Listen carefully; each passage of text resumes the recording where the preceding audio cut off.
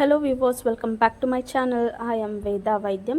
So ఈరోజు అయితే ఈ కలువ పువ్వుల పాండ్లో అయితే ఒక పెద్ద ప్రాబ్లం అయితే కనిపించింది.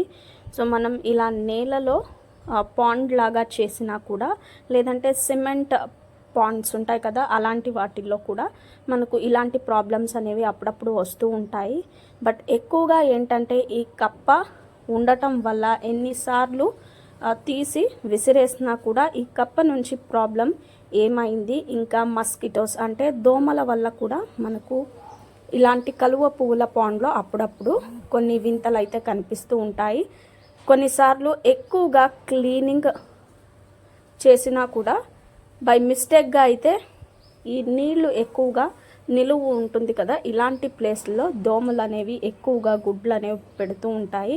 ఇంతవరకు అయితే ఇలాంటి ప్రాబ్లం రాలేదు, కానీ సో ఈసారి అయితే తెలియకుండా ఆ పాచి అంటారు కదా, సో 2 రకాలైతే ఉన్నాయి. నాజు అనేది బాగా బట్టలాగా నారులాగా అయితే ఫ్రెష్గా ఉంటుంది. బట్ కొంచెం ఈ ఎండ లేని ప్లేస్లో ఏమవుతుందంటే లోపలనే పెరిగి ఆ నాజు కాస్త పాచిగా బంకగా మారుతుందన్నమాట. ఆ బంకగా ఉన్న నాజులోనే అంటే పాచిలోనే ఇప్పుడు ఇక్కడ చూస్తున్నారు కదా, ఇవేంటో కాదు. సో నేనైతే చూడటానికి చిన్న చేపల్లాగా కనిపించాయి. ఫస్ట్ అయితే కంగారు అయితే పడిపోయాము, ఎక్కడైనా కప్పలు ఎక్కడైనా గుడ్లు పెట్టుకున్నాయేమో అనేది.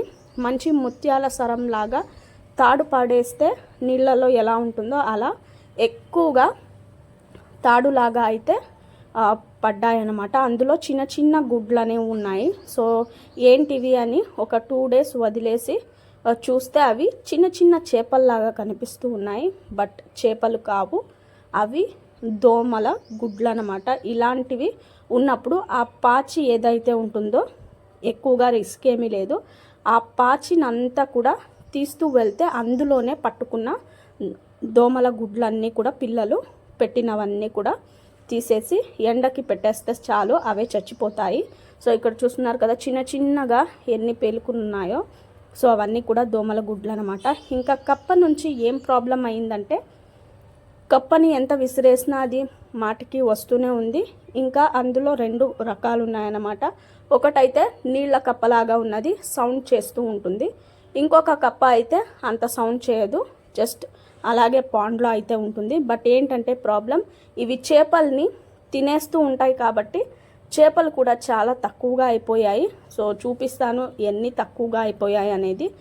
పెద్ద ఫిషెస్ కూడా వెళ్ళిపోయాయి, ఇంకా చాలా చిన్న ఉన్నాయి కాబట్టి ఎక్కువగా ఈ గుడ్లని తినలేక అవి కూడా పాపం వాటిల్ని కప్పలు తినేస్తున్నాయి. కాబట్టి ఈ మస్కిటో ప్రాబ్లం అయితే ఈ పాండ్లో ఉంది.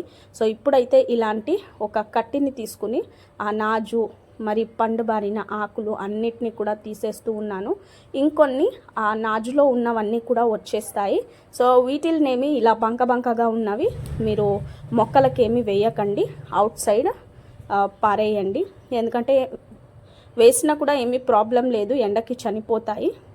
బట్ ఫ్రెష్గా ఉన్నవి చెట్లకైతే వేయండి. సో తీస్తూ ఉండే కొద్ది చూడండి బంకగా అయితే వస్తుంది కదా, ఇలా నీళ్ళల్లోనే ఇవి ఎక్కువగా ఆకులు అలా పైకి ఉంటాయి కాబట్టి లోపలనే చాలా బంకగా తయారయ్యి ఉంటుంది. అందులోనే ఇలాంటివి గుడ్లు కానీ లేదంటే స్నేల్స్, సో నత్త పురుగులు అంటాం కదా, నత్తలు, శంకు పురుగులు అలాంటివి కూడా పెట్టుకుంటూ ఉంటాయి. సో ఈ విధంగా టాస్క్ అయితే మాకు ఈసారి ఈ దోమలవి వచ్చింది, అలాగే కప్ప నుంచి ఫిషెస్ కూడా తక్కువ అయ్యాయి. సో ఇలాంటి ప్రాబ్లమ్స్ అనేవి అప్పుడప్పుడు వస్తూ ఉంటాయి కాబట్టి సో చాలా రిస్క్ ఏమీ లేదు. మీకు టైం ఉన్నప్పుడు క్లీనింగ్ అనేది కంపల్సరీగా పాండ్ని చేస్తూ ఉండండి. సో ఈ విధంగా తీసేసాను ఒక పాండ్లో అయితే. ఇంకా ఇది ఫ్రెష్ నాజు చూడండి ఎంత పెద్దగా బట్టలాగా పెరిగిందో చూసారు కదా. సో ఒక్కసారికే అలా తీయగానే టోటల్గా వచ్చేసింది. సో ఇక్కడ బాగా ఎండ పడుతుంది కాబట్టి నాజులాగా పేరుకుపోయింది, మంచిగా బట్టలాగా రఫ్గా ఉందన్నమాట. సో చూసారు కదా, ఎక్కడ నీళ్ళల్లో లేవు, ఎంత పెరిగిందో అంత కూడా పెద్దగా వచ్చేసింది. సో ఇలాంటిది మీరు చెట్లకి వేయచ్చు, మంచి మాస్ లాగా ఎక్కువగా ఫర్టైల్ అయితే ఉంటుంది, మట్టిలో మంచిగా మిక్స్ అయిపోతుంది. సో ఈ విధంగా ఒక్కొక్క పాండ్లో ఒక్కొక్కలాగా అయితే పెరుగుతూ ఉంటాయి. ఎండ పడని ప్లేస్లో అయితే బంకలాగా తయారవుతుంది, ఎండ బాగా పడిన ప్లేస్లో అయితే ఇలా నురుగు వచ్చిన విధంగా వచ్చేసి పైకి ఇలా తేలిపోతాయి. వీటిని అయితే చాలా ఈజీగా తీసేయచ్చు. సో ఈ పాండ్లో కలువ పువ్వులవి పెట్టినప్పుడు మాత్రం ఇలా కంపల్సరీగా క్లీన్ చేస్తూ ఉండాలి, ఇంకా నీళ్ళు అనేవి చేంజ్ చేస్తూనే ఉండాలి. సో ఇంకా సమ్మర్ స్టార్ట్ అయింది కాబట్టి పువ్వులు కూడా రావటానికి ఇలాంటివి ఏవైనా ఉన్నా తీసేయండి. ఇప్పుడైతే అన్నిటినీ ఎక్కడెక్కడ ఉన్నాయో అన్నిటినీ తీసి చూపిస్తాను.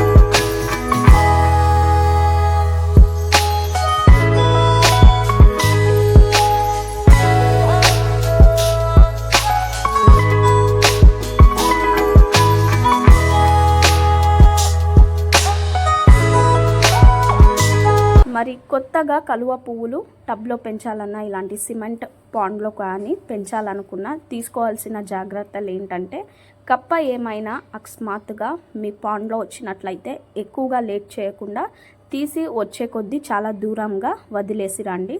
సో అప్పుడు మీకు చేపలు ఏవైతే వేసి ఉంటారో అవి ఎక్కువగా పెరిగి మీకు ఇలాంటి దోమలు గుడ్లు పెట్టడం కానీ ఇలాంటివి ఏమీ ఉండవు, కాస్త ప్రాబ్లం అనేది తక్కువగా అవుతుంది. సో మా ఇంట్లో ఇప్పుడు కప్ప వచ్చినందువల్ల ఒక 2-3 ఉన్నాయి కాబట్టి ఎంత తీసేసినా కూడా వస్తూ ఉన్నాయి కాబట్టి వాటి నుంచి చేపలు తక్కువ అయ్యాయి. అలాగే మస్కిటోస్ కూడా గుడ్లు పెడుతూ ఉన్నాయి కాబట్టి వాటికి హెవీగా ఫిషెస్ ఉంటే తిని క్లీన్గా పాండ్ అయితే ఉంచుతాయి, లేదంటే ఇలాంటి ప్రాబ్లమ్స్ వస్తాయి. సో అయినంత ఎండ బాగా పడే విధంగా చూసుకోండి, ఎప్పటికప్పుడు నాజుని తీసేస్తూ ఉంటే చాలు, మంచిగా ఈజీగా పెంచుకోవచ్చు. ఇంకా వేరే దగ్గర ఉన్న పాండ్ అంతా కూడా క్లీన్ చేసేస్తూ ఉన్నాను. సో ఈ విధంగా గ్రీన్ వాటర్ అయినట్లయితే తీసేసి కొత్త నీళ్ళు అనేవి నింపేయండి. ఇంకా వాటర్ ప్లాంట్స్ ఉన్నా కూడా ఎక్కువగా ఉంటే తీసి మొక్కలకు వేసేయండి. సో కొన్ని మాత్రమే పెంచుకోండి, అప్పుడు నీట్గా క్లీన్గా పాండ్ అనేది ఉంటుంది. చూసారు కదా గార్డెన్లో ఎలాంటి టాస్క్లు అనేవి వస్తూ ఉంటాయి అనేది. సో ఈరోజు అయితే ఒక పెద్ద టాస్క్ని అయితే కంప్లీట్ చేసాము. అంతేకాకుండా మనం ఎంత క్లీన్ చేసినా కూడా మరి మనకు నెక్స్ట్ ఇబ్బంది అనిపించవచ్చు, నెక్స్ట్ మరీ పువ్వులు పూసిన తర్వాత మరీ ఆనందంగా అనిపిస్తుంది. ఇప్పుడు ఏంటంటే ఇంకా బ్లూమింగ్స్ అనేవి, మొగ్గులు అనేవి వస్తూ ఉన్నాయి కాబట్టి అంత ఫాస్ట్ గ్రోతింగ్ ఉండదు. సో ఇప్పుడు సమ్మర్ స్టార్ట్ అయిపోయింది కాబట్టి ఇంకా మీరు ఈ కలువ పువ్వులు కానీ తామర పువ్వుల్లో కానీ మీరు మొగ్గులు, చిగురు అన్నీ కూడా చూడొచ్చు అనమాట. సో ఇప్పటి నుంచి మీరు మందులు అలాంటివి పెట్టడం స్టార్ట్ చేయొచ్చు. ఇంకా దోమల గుడ్లు అలాగే పాండ్లో ఉన్నట్లయితే ఒక జల్లెడ తీసుకొని పట్టి అవుట్ సైడ్ పాడేయండి. సో చూసారు కదా ఏ విధంగా క్లీనింగ్ అనేది చేసాము లోటస్ పాండ్లో అనేది. ఐ హోప్ ఈరోజు ఈ వీడియో మీ అందరికీ నచ్చింది అనుకుంటూ ఉన్నాను. Thank you for watching. Happy gardening.